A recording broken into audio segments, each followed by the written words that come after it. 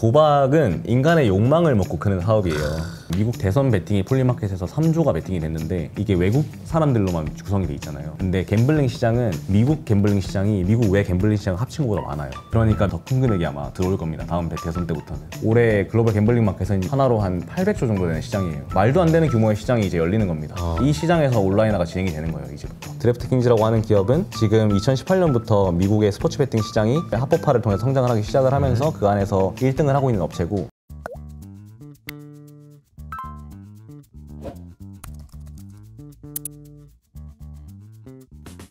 안녕하세요, 이호석입니다. 자, 오늘은 연수의 미국 주식 6번째 시간입니다.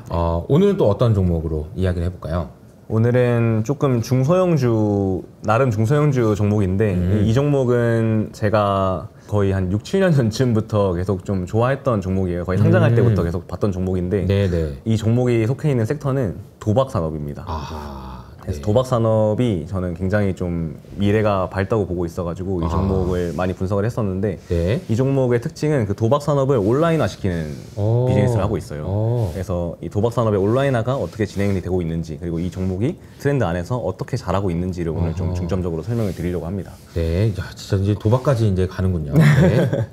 제가 도박 산업을 좋아하는 이유가 뭐냐면 도박은 인간의 욕망을 먹고 크는 사업이에요. 그러니까 이게 중요한 이유가 뭐냐면 우리가 하기 싫은 것들 있잖아요. 공부, 다이어트 이런 것들로는 사실 돈 벌기가 되게 힘들어요. 왜냐하면 인간이 본능 자체가 그런 거를 안 사게 되거든요. 점점 다이어트 식품을 안 먹게 되고 살을 안 빼려고 하게 되고, 그러니까 이제 GLP-1 같은 쉬운 방법들이 각광을 받는 거잖아요. 그쵸. 그것도 결국에는 이뻐지고 싶은 욕망이거든요. 그래서 이 욕망을 건드리는 산업들이 굉장히 쉽게 클 수 있는 특징이 있어요.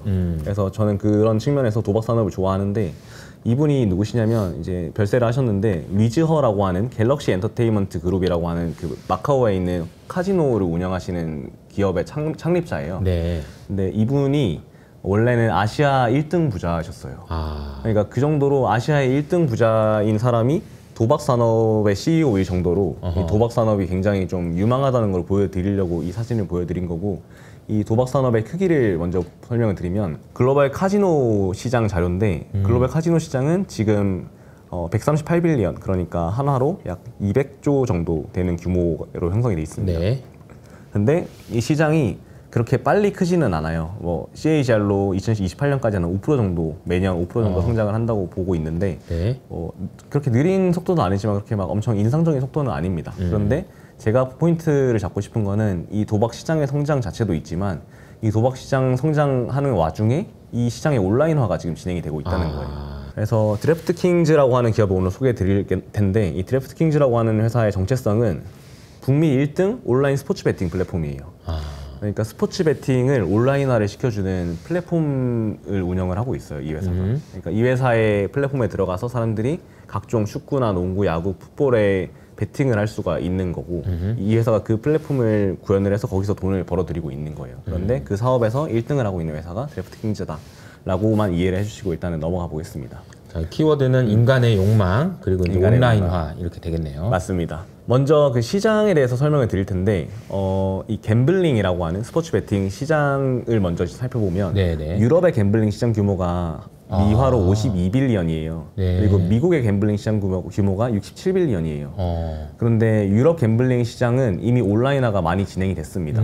유럽 내에서 그 온라인 갬블링 시장 규모가 전체 규모 대비 77%까지 올라왔어요, 이미. 그런데 미국은 지금 유럽보다 더 큰 시장인데 아직 온라인화가 많이 진행이 안 됐어요. 침투율이 17.5%밖에 안 됩니다. 그러네요. 그러니까 유럽 대비 거의 뭐 한 4분의 1 정도밖에 지금 온라인화가 진행이 안 된 거예요. 그렇게 된 가장 큰 이유가 바로 규제 이슈 때문인데 그동안 미국에서는 이 스포츠 베팅을 온라인으로 하는 거를 금지시켜놨어요, 법으로. 그러다가 2018년에 이 법을 뒤집는 판결이 한번 나오는데 2018년에 미국 대법원이 1992년에 연방법으로 스포츠 베팅을 온라인으로 하는 거를 금지를 했던 법을 폐지를 시켰어요. 그러면서 미국의 온라인 스포츠 베팅 시장은 2018년부터 시작됩니다. 이때부터 온라인화가 본격적으로 진행이 돼요. 그러면서 유럽에서 잘하던 업체들이 들어와서 하는 경우도 있고, 아니면 드래프트킹즈처럼 아예 미국에서 새롭게 사업을 시작하는 업체들도 등장을 해서 이때 당시에 2018년, 19년에 미국 시장에서 이 스포츠 베팅 산업이라는, 온라인 스포츠 베팅 산업이라는 새로운 산업이 생겨나면서 그 산업에 뛰어드는 수많은 업체들의 주가가 엄청나게 많이 올랐었어요. 그 중에 하나가 드래프트킹즈인데 보시면 이 2018년에 연방법이 폐지된 이후부터 이게 온라인 스포츠 베팅 규모인데 계속 늘어나죠. 엄청나게 빠른 속도로 늘어납니다. 거의 황무지에서 이제 꽃이 피는 느낌이네요. 그쵸. 아무것도 없던 데서 지금 이제 아예 없던 $1 시장에서. 빌리언 달러의 시장이 된 거네요. 그렇죠. 그래서 계속 이제 시장 규모가 커지고 있는데 보시면 2023년 기준으로 지금 스포츠 베팅 그 그로스 게이밍 레베뉴라고 해서 이게 총 베팅액인데 베팅액이 11빌리언 달러까지 올라왔어요. 네. 그래서 이 시장이 계속 성장을 하고 있는데 이게 특징이 미국은 그 우리가 미합 중국이라고도 하잖아요. 네네. 각 주별로 존재하는 그런 법들이 있고 그 주들을 통합해서 존재하는 연방법이 있는 건데 네. 2018년에 폐지됐던 거는 연방법이에요. 근데 주들에서는 아직까지 다 금지가 걸려 있었어요. 그때 당시에. 그래서 그 주별로 합법화가 매년 조금씩 일어나고 있어요. 네. 그러면서 그 합법화가 이뤄진 주들에서만 사업을 시작을 할 수 있게 되면서 주들의 합법화가 진행이 됨에 따라서 이 시장이 성장을 하고 있는 그런 상태라고 보시면 돼요. 네. 지금 합법화가 어느 정도까지 진행이 됐냐? 여기 보시면 이 까만색으로 표시된 그 주들이랑 그리고 회색으로 표시된 주들을 제외하면 다 합법화가 진행된 주들이에요. 지금 총 한 30개 정도 주가 합법화가 됐고 네. 여기에 나와 있는 것 중에 이게 조금 시간이 지난 자료라서 여기 나와 있는 이 주는 지금 합법화가 된 상태고 제가 지금 잘 안 보이는데 어쨌든 나머지 뭐 중요한 주들 중에 캘리포니아, 텍사스 뭐 이런 주들은 합법화가 안 돼 있는 상태예요 아직. 그래서 이런 주들에서 앞으로도 합법화가 진행이 될 거라고 보고 이 산업이 좀 더 커질 수 있는 룸이 남아 있다고 보고 있는 거죠. 그래서 제가 앞에 잠깐 이 그림을 보면 네. 2018년에 숫자가 0.4 빌리언이었고요. 2023년에 11빌리언이니까 대략 한 20배 이상 상승한 거죠. 30배 가까이. 27배 정도. 27배 정도 네, 상승한 성장을 거예요. 했죠. 27배. 네. 근데 저는 이거 보면서 이 생각이 드네요. 이게 규제라는 게 이렇게 중요한 거구나. 아, 그렇죠. 네. 규제라는 게 이렇게 중요한 거구나. 엄청난 겁니다. 사실 최근에 테슬라가 진짜 많이 오르고 있는데 그쵸, 이것도 그쵸. 딱 그 기대감이거든요. 맞습니다. 예. 그러니까 이게 없던 시장이 새로 생기는 데 있어서 가장 핵심은 규제구나. 그쵸. 규제가 폐지되는 순간. 특히나 이런 인간의 욕망을 먹는 산업일수록 그렇죠. 규제가 많습니다. 아, 그렇죠. 그래서 그렇죠. 그 규제가 이런 산업들에 있어서는 핵심적인 키팩터라고 할 수도 있어요. 그래서 이 규제가 풀려나간다는 게 되게 중요한 포인트입니다. 네. 그래서 만약에 지금까지 이제 30개 주가 합법화가 완료가 됐는데 이게 네. 주별 인구수거든요. 드래프트킹즈가 사업 중인 주의 인구들을 다 합쳐보면 164밀리언, 그러니까 1억 6천만 명이에요. 근데 지금 합법화가 안 돼 있는 주 중에 캘리포니아랑 텍사스가 좀 인구가 많거든요. 네. 이 두 주랑 지금 플로리다 주는 합법화가 돼 있는데 원래 그 온라인 스포츠 베팅이라는 게 합법화가 안 돼 있을 시기에도 그 원주민들이 있는 주들이 있잖아요. 그런 네. 주들에서는 정부에서 예외적으로 열어줬어요, 그거를. 원주민들이 비즈니스 하라고. 그래서 플로리다 주에서는 원주민들이 비즈니스를 하고 있어요, 지금. 근데 드래프트킹즈랑 이제 다른 업체들이 이 시장에 합법화가 됐으니까 진입을 하려고 보니까 그거를 원주민들이 허용을 안 해준 거예요. 너네한테 안 열어줄 거라고. 근데 그거를 최근에 이제 플로리다주에서 열어줬어요, 원주민들이. 그래서 이 플로리다주도 사실상 신규 시장입니다. 그래서 이 세 시장만 합쳐도 93밀리언, 그러니까 9,300만 명이 추가되기 때문에 기존에 사업하던 것 대비 거의 한 60-70% 가까이가 늘어날 수 있게 됩니다. 아니 근데 이게 캘리포니아, 텍사스 이쪽이 진짜 인구가 진짜 많긴 많군요. 그쵸, 인구가 엄청 포화가 돼 있어요, 이 지역에. 네. 그래서 이만큼 성장 여력이 아직까지 충분히 남아있는 시장이라는 거를 설명을 드렸던 거고. 네. 그래서 드래프트킹즈의 주가를 보시면 이때 2019년 말에 얘네가 스펙 상장을 했는데 미국은 스펙 상장하는 기업은 일률적으로 주가가 $10입니다. 우리나라가 2,000원인 것처럼. 그래서 네. $10에서 주가가 거의 70불까지 한 번에 올랐어요. 예. 이때가 이제 연준이 유동성을 제공을 하면서 시장 유동성 파티를 즐겼던 때인데 이때 기억하시겠지만 종목들이 다 TSR이라고 하는 그쵸. 되게 말도 안 되는 지금으로서는 지표로 평가를 받던 시기예요. 그러니까 기업의 이익 체력이나 뭔가 자본 가치보다는 매출액 그로스에 집중을 하자, 성장성에 집중을 하자는 의미에서 매출액에다가 멀티플을 곱하는 식으로 밸류에이션 했었는데 드래프트킹즈도 이때 대표적인 PSR 성장주였어요. 그게 다 아마존이 배려놓은 거죠. 아마존이 야 PSR 하면 나중에 돈 벌면 돼. 근데 이제 아마존만 벌고 나머지 못 보니까. 네. 그래서 이때는 드래프트킹즈도 엄청나게 빠르게 성장을 했지만 세 자릿수 성장을 했지만 그래도 이익을 못 벌면서 계속 그냥 PSR로만 주가가 올랐어요. 근데 당연히 이런 PSR 주식들은 유동성이 빠지게 되면 그쵸. 주가가 빠질 수밖에 없어요. 그래서 아까 여기 보시면 70불에서 2022년 초까지 거의 한 10불까지 다시 내려왔어요. 7분의 1 토막이 그대로 7분의 1 토막 그대로 원상 복귀가 된 거네요. 그렇죠. 네. 그러다가 이제 2023년부터 다시 오르기 시작하는데 이때부터는 그로스의 퀄리티가 바뀌어요. 이때부터는 어닝이 나오기 시작할 것 같은 느낌이 들기 시작해요. 재무제표를 보면 있다가. 그래서 이때부터 오르는데 이 차트가 주봉 차트인데 네. 주간 그 변동을 나타낸 차트인데 아마 그 윌리엄 오닐의 책을 많이 보셨을 분들은 이 차트가 좀 익숙하실 거예요. 지금 컵 앤 핸들을 만들고 있습니다. 컵 앤 핸들을 만들고 있습니다. 그래서 저는 기술적 지표도 되게 중요하게 봐서 이런 상태에서 만약에 이 주가가 신고가를 여기 이 직전 고점을 뚫게 되면 되게 주가 흐름이 좋은 경우가 많습니다. 그래서 저는 지금 되게 예의주시하는 국면에 있는 주식이고요. 네. 그래서 아까 보여드렸던 게 이 PSR 차트인데 2021년 고점에서 드래프트킹즈의 PSR이 50배였어요. 그러니까 매출액 대비 50배를 봤던 거예요. PR이 아니고요. 네. PSR이. 너무 고성장하는 주식이라서 이익이 안 나니까 우리 일단은 매출액에다가 멀티플을 주십시다라고 50배를 줬던 거예요. 근데 이게 유동성이 빠지면서 지금은 그냥 한 3, 4배 정도에서 계속 움직이고 있어요, PSR. 네. 그래서 지금은 더 이상 PSR로는 밸류에이션이 안 되는 주식이 되었고 이게 드래프트킹즈의 에비타랑 EPS인데 이 에비타는 기업의 이익에서 감가상각비랑 그 무형자산 상각비를 제외한 금액입니다. 그리고 EPS는 기업의 모든 비용을 다 제외하고 남은 순이익을 의미하고요. 그래서 보통 이런 기업들은 에비타를 먼저 흑자 전환을 한 다음에 그 이후에 좀 후행적으로 EPS가 흑자 전환을 하는 경우가 많아요. 근데 아까 제가 이때부터 성장의 퀄리티가 달라졌다고 말씀드렸죠. 2023년 2분기에 에비타 기준으로 흑자 전환을 했어요. 드래프트킹즈가. 2023년 2분기예요. 네, 드디어 이제 계속 매출액만 성장을 하다가 고정비 레버리지 효과가 조금씩 생기면서 드디어 23년 2분기에 흑자 전환을 한 거죠. 그러면서 에비타 기준으로는 이제 연간으로 흑자를 버는 회사가 됐어요. 근데 EPS 기준으로는 아직 적자죠. 근데 EPS 기준으로도 24년 2분기에 흑자 전환에 성공을 했습니다. 네. 근데 제가 미국 주식을 볼 때 이것도 한 가지 팁이 될 수 있는데 네네. 미국 증시에는 상장돼 있는 종목들 중에는 새로운 산업이 만들어지면서 성장을 하는 종목들이 되게 좀 많이 있어요. 그래서 그 대표적인 사례가 이 스포츠 베팅 산업이었는데 이때 당시에 2018년부터 아까 스포츠 베팅 산업이라는 게 새로 나오면서 수많은 업체들이 상장을 많이 했었거든요. 네네. 그러면서 주가가 막 그냥 일률적으로 다 올랐어요. 그래서 다 오르다가 이 유동성이 빠지면서 다시 다 빠졌다가 그 이후에는 어닝 그로스가 나오는 종목들만 선별적으로 오르게 됩니다. 대신에 이때 같이 올랐던 종목들이 다 죽었기 때문에 이 종목이 주가가 오르면 아마 엄청나게 폭발적으로 오를 거예요. 그래서 이런 이제 페이즈를 나눠서 보셔야 되는데 첫 번째 페이지가 산업이 태동할 때 모든 기업들이 다 같이 매출액 성장을 하는 국면. 이때는 기업 간의 차별화보다는 이 산업 자체가 태동한다는 거를 아셔야 투자를 할 때 알파를 낼 수 있고 그 이후에 이 종목들이 다 죽고 나서 그 안에서 살아남는 종목들을 선별을 하면 또 한 번 더 큰 수익을 얻을 수 있는 기회가 와요.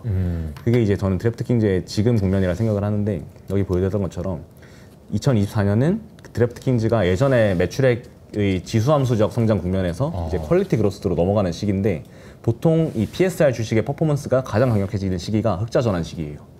그래서 지금 드래프트킹즈를 좀 주목을 해봐야 된다라고 저는 생각을 하고 이 기업을 좀 소개를 드리는 겁니다. 네. 그래서 이제 드래프트킹즈가 지금 받고 있는 후광에 대해서 설명을 드릴 텐데 총 4가지로 나눠서 설명을 드리려고 합니다. 첫 번째가 정부의 세수 부족이에요. 아까 대표님이 짚어주셨던 것처럼 이 도박 산업에서는 규제 이슈가 굉장히 중요합니다. 어쨌든 이 온라인 스포츠 베팅이라는 것도 주정부에서 규제를 풀어줘야지 성장을 할 수 있는 산업이에요.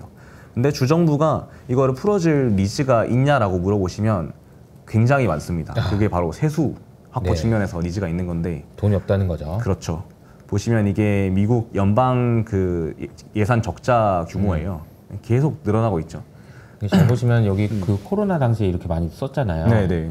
그런데 그 뒤로는 안 쓸 줄 알았지. 그렇죠.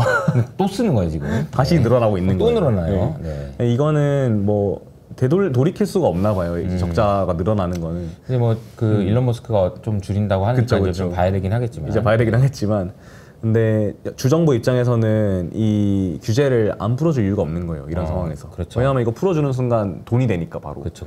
그래서 세수가 확보되니까요. 네, 맞아요. 그래서 그것 때문에 주정부들이 서둘러서 지금 규제를 풀고 있어요.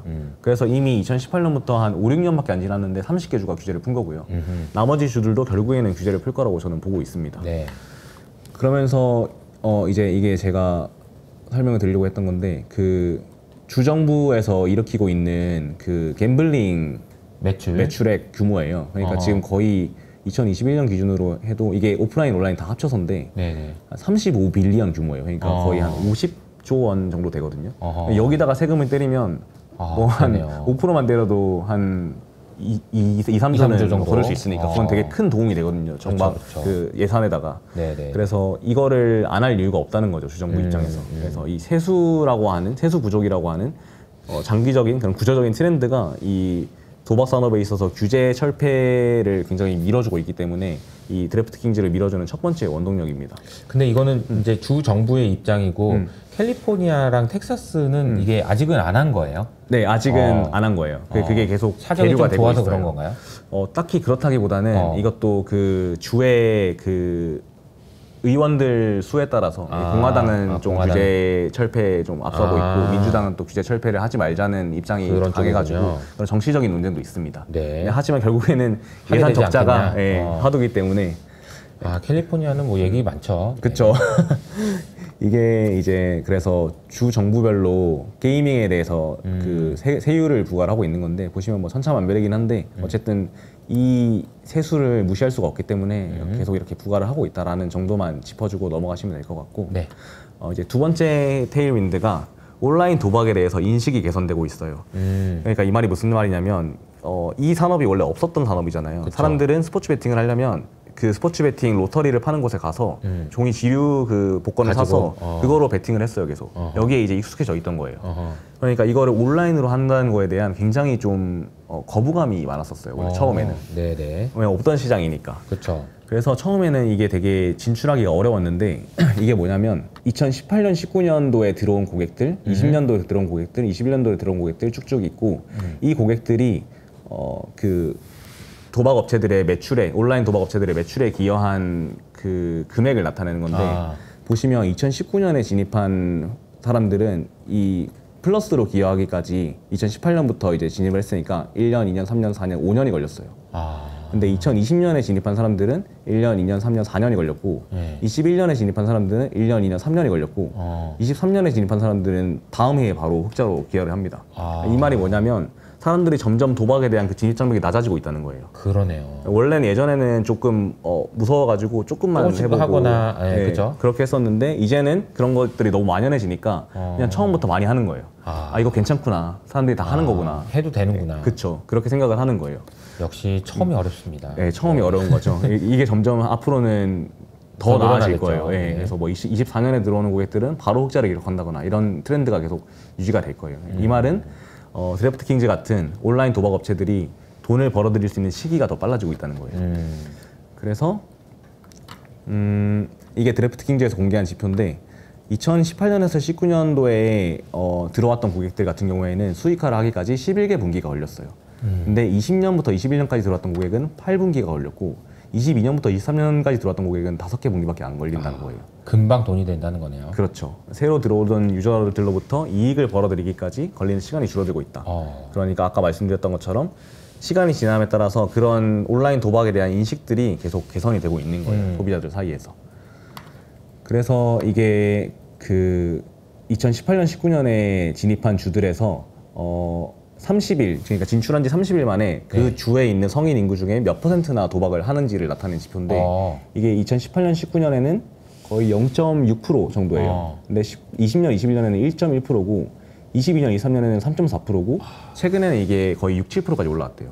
그러니까 한 달 만에 6, 7%에 달하는 성인들이 이제는 온라인 도박을 바로 하는 거예요. 진출만 하면. 네. 그러니까 여기 보시면 유저들이 들어왔을 때 얼마나 빠른 속도로 이제 온라인 도박을 하는지를 나타낸 선인데 녹색이 2018년, 19년이고 주황색이 20년, 21년이고 하늘색이 22년, 23년인데 확실히 빨라지고 있죠. 그러네요. 진짜 빨라네. 금방 하네요. 그냥 들어오기만 해라 기다리고 있었다는 듯이. 맞습니다. 예전 대비 거의 4.5배 정도 빨라졌어요. 속도가. 그러네요. 이 속도가 굉장히 빨라지고 있다라는 건데 이게 중요한 이유가 뭐냐면 네. 이 다음번에 나오는데 유저 어퀴지션이 쉬워집니다. 아, 마케팅 비용이 그렇죠. 네. 적다는 거네요. 맞습니다. 정확하게 짚어주셨는데 이 매출액 대비 모든 비용이 줄어들고 있어요. 그러니까 이 유저들이 주가 합법화될 때마다 거기에 진출을 하자마자 이제 들어오기 시작을 하니까 영업 레버리지가 나는 거예요. 아. 예전에는 그 매출이 올라올 때까지 시간이 걸리니까 그동안 그렇죠. 비용을 쓰면서 레버리지가 안 났었는데 네, 맞습니다. 근데 이제는 들어가자마자 매출이 나버리니까 비용은 똑같은데 매출이 빨리 나니까 레버리지가 빨리 나는 거예요. 영업 그러네요. 레버리지가. 네. 그래서 이 비용이 여기 보시면 이게 파란색이 R&D 연구개발비고 주황색이 마케팅비고 이 회색이 관리비인데 이 비용들이 다 줄어들고 있죠. 장기적으로. 그러면서 이 점선이 마진율인데 마진율이 장기적으로 올라가는 그림을 보이고 있습니다. 그래서 흑자 전환까지 했던 거고요. 네. 그래서 이 카지노 온라인 카지노 업체들의 온라인 스포츠 베팅 업체들의 그 재무제표의 최상단을 구성하는 게 뭐냐면 이 그로스 게이밍 레베뉴라고 해서 이거는 유저들이 베팅한 총액이에요. 근데 이 베팅한 총액에서 프로모션 비용을 빼야 됩니다. 여기에 프로모션 비용에 들어가는 가장 핵심적인 비용이 유저 획득 비용이거든요. 그러니까 마케팅을 하는 거예요. 우리 거 한번 써보세요. 우리 거 좋습니다. 이러면서 마케팅을 해서 유저를 끌어들이는 비용인데 네네. 이 비용을 뺀 나머지 금액이 넷게이밍 레베뉴라고 해서 이게 실제 재무제표에 반영되는 매출액이에요. 그래서 이 매출액이 그로스 레베뉴 대비 매출액 비율이 점점 올라가고 있는 거예요. 그 유저 획득 비용이 줄어드니까. 유저 획득 비용. 네. 그래서 이게 이제 유저 획득 비용을 나타낸 건데 드래프트 킹즈에 2021년에 이 정도 금액이었다가 21%가 줄었어요. 22년에. 그리고 23년에 20% 더 줄었어요. 또 줄었어요. 24년에도 이 정도 더 줄었어요. 이거 점점 줄어들고 있는 거예요. 이 유저 획득 비용이. 왜냐하면 유저들이 온라인 도박에 대한 인식이 개선돼서 진출하자마자 시작을 하니까 이 자연스럽게 줄어들고 있는 거예요. 이 비용이. 그러니까 알아서 와서 그냥 게임하러 온다는 거예요. 그죠? 그렇죠. 사료만 넣으면 이제 올 준비가 돼 있다는 거예요. 모두가. 그래서 이게 프로모션 비용인데 이게 아까 말씀드렸던 이 유저 획득 비용을 나타낸 건데 이게 보시면 2018년부터 19년에 들어온 고객들은 이렇게 좀 천천히 줄어드는데 20년, 21년에는 이렇게 좀 속도가 올라가고 또 22년, 23년에는 더 빠르게 올라가는 모습을 지켜보실 수 있습니다. 네.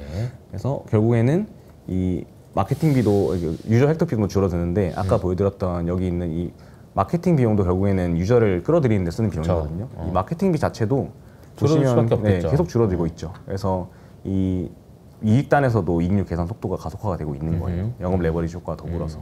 그래서 이 회사의 이익이 좋아지는 구조적인 이유가 여기에 있다라는 걸 말씀드리고 싶어서 보여드렸던 거고 이제 마지막 테일윈드가 선점 효과인데 선점 효과. 이 도박 산업에 있어서 선점 효과는 물론 어떤 플랫폼이든 선점 효과가 중요하겠지만 도박 산업은 특히나 중요한 이유가 뭐냐면 이게 드래프트 킹즈의 유저 수거든요.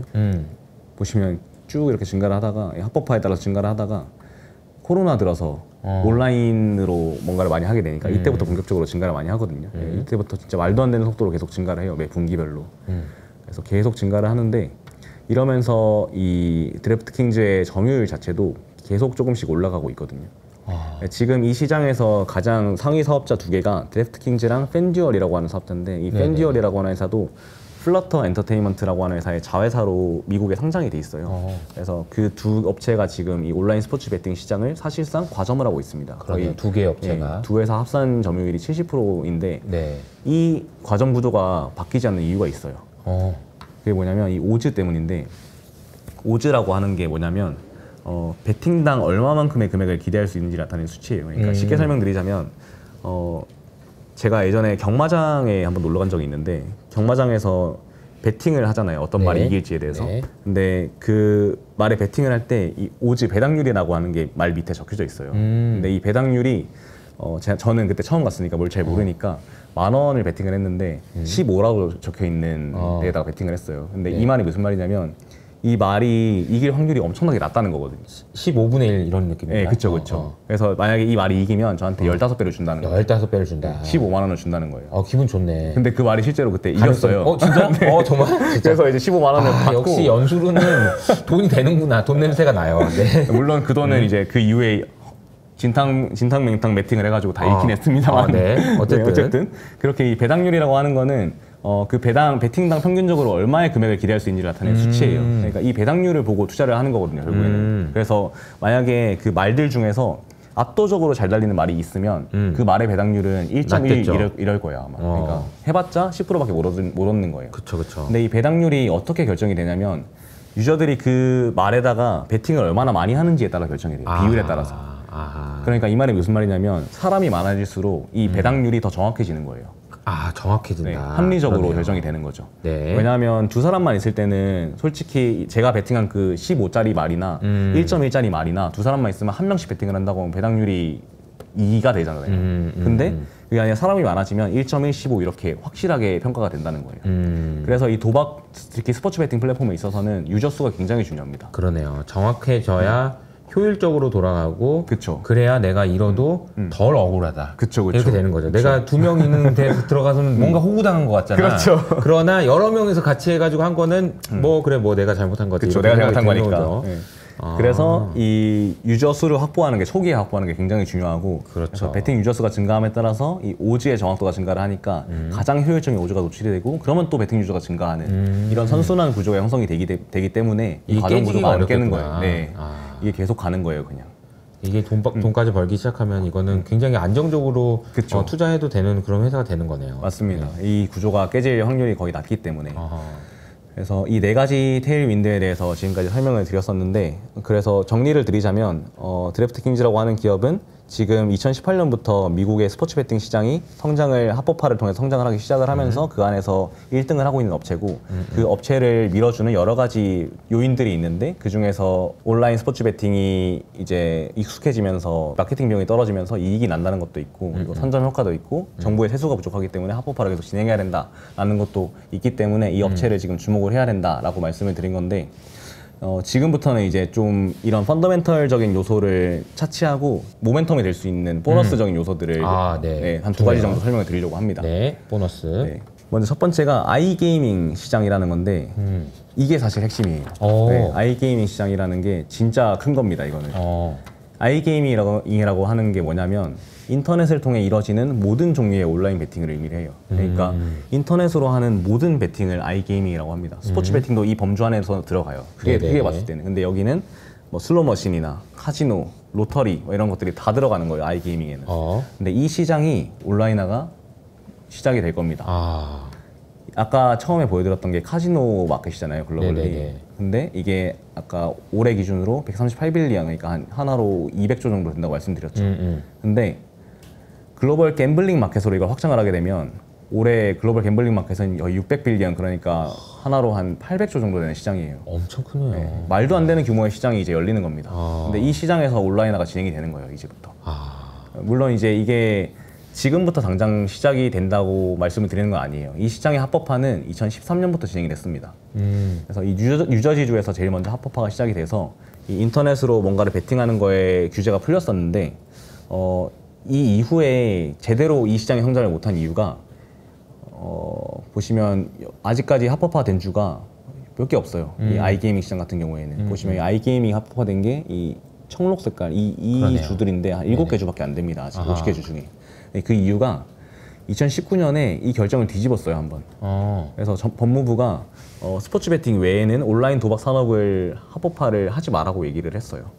그러면서 이 판결이 뒤집혔는데 근데 이제 이 판결을 뒤집은 이후에도 계속해서 그냥 조금씩 합법화가 진행이 되고 있기는 합니다, 주별로. 이게 완전히 뭔가 연방법을 만들어서 금지를 해라 이런 게 아니라 그냥 이전에 이 판결을 했던 거를 뒤집었던 거기 때문에 사실상 불법은 아니거든요. 이거를 딴지를 걸면 불법을 할 수 있겠지만. 근데 이 아이게이밍 시장이라고 하는 시장 규모 자체가 워낙 크기 때문에 주정부들에서는 이거를 너무나 합법화를 하고 싶어 하고 있어요, 지금. 그래서 그런 트렌드들이 앞으로 진행이 될 텐데 이게 그 플러터 아까 그 팬듀얼이라고 하는 업체가 제시한 가이던스인데 2030년 기준으로 얘네가 원래 그 아이게이밍 시장을 18빌리언 규모로 보고 있어요. 근데 이제 스포츠북이 이제 스포츠 베팅인데 23빌리언 정도로 보고 있었는데 이 시장을 우리 해보니까 너무 잘 되는 거예요. 그래서 이번에 가이던스를 사용 조정하면서 주가가 많이 올랐거든요. 그래서 한 1.5배 늘렸어요, 이 시장을. 그러니까 이 정도 규모의 시장이 2030년까지는 열릴 거로 보고 있는 거예요. 스포츠 베팅 대비로는 적지만 지금은 거의 없는 시장이기 때문에 이 시장의 성장도 굉장히 좀 눈여겨보셔야 될 것 같습니다. 그래서 이 시장이 얼마나 큰 규모인지를 알아보기 위해서 뉴저지주가 2013년에 아까 아이게이밍이 합법화됐고 네. 2018년에 온라인 스포츠 베팅을 가장 먼저 합법화한 주예요. 그래서 이 주에서 아이게이밍이랑 온라인 스포츠 베팅의 매출액을 비교를 해보면 그 규모를 가늠하실 수 있으실 텐데 이 아이게이밍 시장 규모가 지금 한 2,000밀리언 달러니까 한 2빌리언, 한 3조 원 정도 되는데 네. 여기에 절반 수준이 스포츠 베팅인 거예요. 그러니까 스포츠 베팅 대비 2배 큰 시장이란 거예요. 이거는 이미 이 시장 안에서만 열린 데만 봤을 때는 그러니까 지금 스포츠 베팅 시장이 30개 주에서 열려 있잖아요. 네. 그 시장만으로 드래프트킹즈랑 플러터가 지금의 시가총액을 유지를 하고 있는데 그 시장의 2배 규모의 시장이 이제 열린다는 거예요. 그래서 그 트렌드가 앞으로 가속화될 텐데 실제로 그 뉴욕 같은 경우에는 올해 아이게이밍 시장을 열려고 굉장히 푸시를 많이 하고 있어요. 그러면서 정치인들이 얘기를 하는 게 아이게이밍으로 인해 발생할 세수가 1빌리언 달러나 된대요. 그래서 이게 너무 거부하기 힘든 일이다. 이것도 같은 이유입니다. 세수 때문에 이거를 거부를 할 수가 없어요. 연방정부 주정부 입장에서. 그래서 앞으로 이 아이게이밍 시장도 스포츠 베팅보다는 조금 느리겠지만 결국에는 다 합법화가 될 시장입니다. 열린다. 네. 근데 그 시장에서도 지금 1, 2위를 다투고 있는 게 드래프트킹즈랑 플러터 이 두 업체이기 때문에 이 두 업체에는 스포츠 베팅 시장이 다 온라인화가 된 이후에도 아이게이밍이라고 하는 오히려 더 큰 시장이 하나 남아있다라고 하는 거를 기억을 해주시면 좋을 것 같습니다. 네.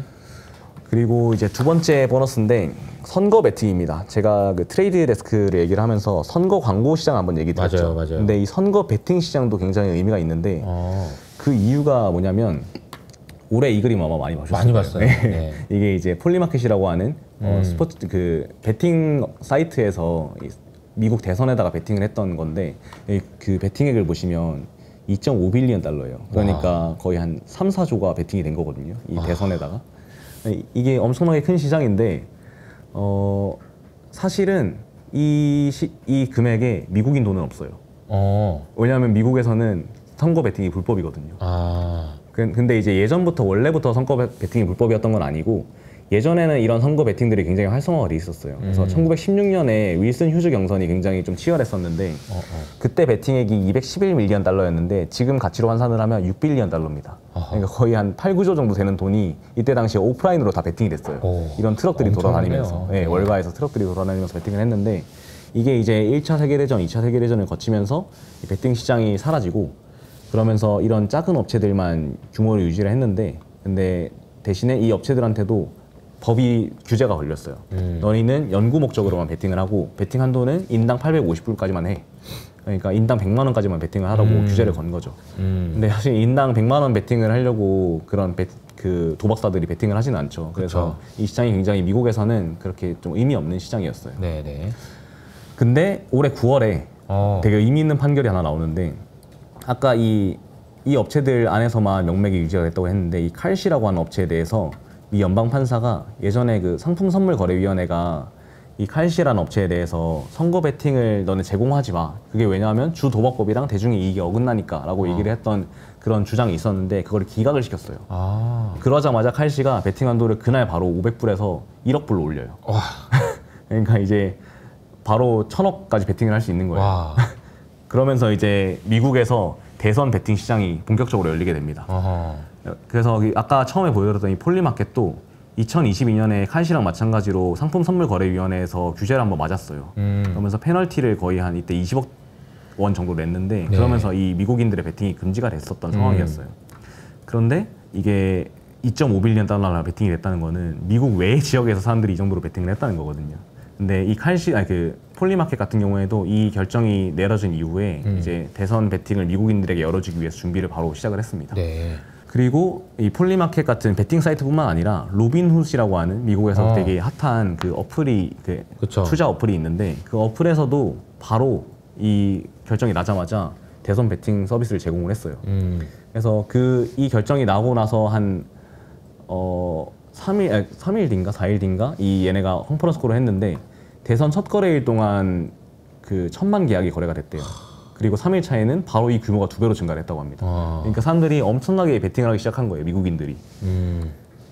그리고 이번에 일론 머스크까지 이 폴리마켓 데이터를 인용을 했죠, X에서. 그러면서 이 베팅 사이트라고 하는 게 굉장히 공신력을 얻게 됐습니다, 이번 선거에서.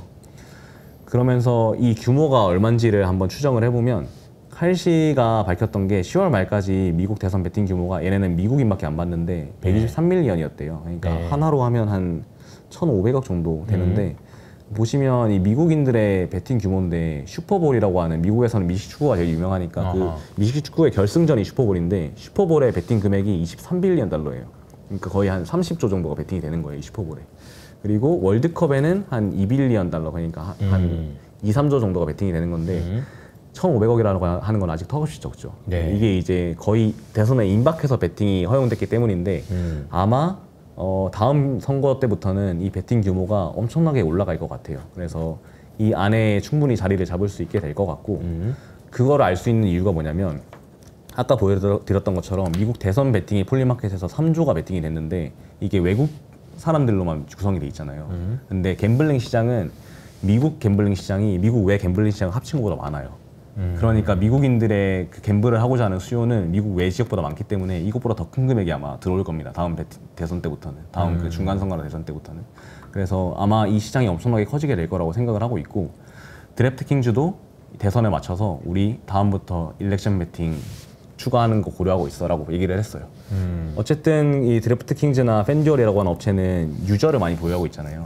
유저를 많이 보유하고 있는 거에 강점은 아까 말씀드렸던 것처럼 베팅률에, 그러니까 그 오즈의 정확도를 개선시킬 수 있기 때문에 이 대선 베팅에 있어서 굉장히 유리한 포지션을 갖고 있어요. 그러네요. 그래서 아마 앞으로 대선이나 중간 선거가 있을 때마다 드래프트킹즈도 그 선거의 모멘텀도 추가적으로 받을 수 있을 거라고 생각이 됩니다. 그래서 그런 측면에서 좀 주목을 해보셔야 될 것 같고, 우리가 처음에 이 이야기를 시작할 때 네. 인간의 본성, 본능, 이게 이제 도박을 하고 싶은 그 욕구에서부터 시작이 됐고 네. 그리고 이것을 막으려는 규제가 있었으나 규제가 해소되고 있다라는 이야기를 계속 하고 있는데 그쵸. 규제가 정말 지역별로 혹은 이제 선거까지 이 베팅의 영역이 넓어지고 있다라는 건데 사실은 이게 이제 그 사람들이 왜 이거를 도박을 하려는지를 생각해 보면 내가 맞출 수 있다는, 미래를 맞출 수 있다는 그렇죠. 그런 욕망 이런 거잖아요. 근데 그거는 이제 어디서부터 시작되냐면 못 맞추니까 시작돼요. 미래를 모르니까. 그쵸. 미래를 모르니까 미래를 알고 싶은 욕망 때문에 베팅을 하는 거거든요. 그러니까 대선이 누가 이길지 몰라. 맞아요. 그래서 베팅을 누가 하는지를 보고 아 얘가 되겠구나라는 걸 알려고 하는 거랑 비슷한 개념이고 맞아요. 이게 점점 넓어진다라는 점 그리고 이제 온라인화가 된다는 점은 되게 구조적이고 인상적이네요. 네. 그래서 그런 구조적인 요인들의 영향을 받아서 실적도 되게 계속 좋아지고 있어요. 3분기 실적을 이제 보여드리면서 마무리를 하려고 하는데 네. 얘네가 항상 이제 미국 기업들 같은 경우에는 그 사람들이 제일 좋아하는 기업들이 비트 앤 레이즈라고 하는 걸 하는 기업인데 그러니까 컨센서스를 비트하고 가이던스를 레이즈하는 기업들을 되게 좋아해요. 네네네. 근데 드래프트킹즈랑 팬듀얼이라고 하는 업체가 매 분기 실적 발표 때마다 이걸 하고 있어요. 왜냐면 상황이 너무 좋으니까. 그러네요. 그래서 매출액이 지금 아직까지도 40% 성장을 하고 있어요. 그런데 이제 계속 가이던스를 상향 조정을 하면서 우리 이제 돈도 벌 수 있다고 보여주고 있는 거예요. EPS가 아마 4분기 때가 베팅의 또 호황기이기 때문에 그러네요. 1분기까지 슈퍼볼까지 베팅의 호황기이기 때문에 EPS 흑자 전환은 아마 거의 예정이 돼 있을 겁니다. 4분기, 1분기에. 그래서 계속해서 이런 실적들이 좋아지고 그리고 전방 산업에서도 합법화 트렌드가 계속 흘러가고 있고 그리고 이외에도 뭐 아이게이밍이나 대선 베팅 같은 추가적인 모멘텀이 있기 때문에 지금 아까 제일 서두에 설명드렸던 것처럼 PSR 주식이 PER 주식으로 바뀌는 이 국면에 드래프트킹즈를 좀 주목해 보시면 좋을 것 같다는 생각을 말씀드리면서 발표를 마치도록 하겠습니다. 알겠습니다. 두 번째, 그러니까 6번째 주식이죠. 이제 저희가 이제 10개의 종목을 하기로 했는데 벌써 이제 반이 넘었습니다. 네. 드래프트킹즈 도박 산업이라는, 이건 좀 생각해 볼 만한 여지들이 굉장히 많은 그런 산업인 것 같고, 근데 이게 좀 어쩔 수 없이, 피할 수 없다. 아까 뉴욕 주지사가 얘기했나요? 그 유혹을 끊을 수 없다. 지금 돈이 없다, 지금 정부가. 맞습니다. 이런 상황인 거잖아요. 네. 그리고 인간의 욕망은 그거는 풀어주기만 하면 늘어날 준비는 언제든지 돼 있는데 여기서 이제 잘 하고 있는 업체들, 기존에 잘 하고 있는 업체들이 점유율을 뺏길 가능성도 낮다. 이러니까 사실 안정적으로 성장할 수 있겠다라는 생각이 좀 듭니다. 맞습니다. 네. 자, 우리 연수르의 미국 주식 지금 이제 6번째 시간인데요. 어떤 종목들을 했었죠, 그동안? 그동안 넷플릭스, 페이팔, 트레이드 데스크, 테피스트리, 네. 그리고 닥터호튼, 그리고 드래프트킹즈까지. 네. 근데 사실 우리가 빅테크들에 대한 관심들이 되게 많고 최근엔 또 뭐 브로드컴이 뭐 이런 그쵸. 얘기 많지만 이런 얘기 없이도 이렇게 미국 주식이 재밌을 수 있다는 거를 연수르가 보여주는 것 같아서 참 좋은 시간이지 않나라는 생각이 듭니다. 여러분들 공부하시기 도움이 되실 것 같고요. 네. 내년도를 준비하시는데 이 6종목 그리고 이제 앞으로 이제 한 4종목 정도 더 이야기를 할 텐데 그 종목들이 여러분들에게 큰 도움이 될 거라고 생각합니다. 그리고 연수르한테 나도 한번 부탁하고 싶다라고 하시는 분은 밑에 있는 댓글을 통해서 이메일을 확인해 보시면 될 것 같습니다. 자, 그러면 오늘은 여기서 마무리하도록 하겠습니다. 감사합니다. 네, 감사합니다.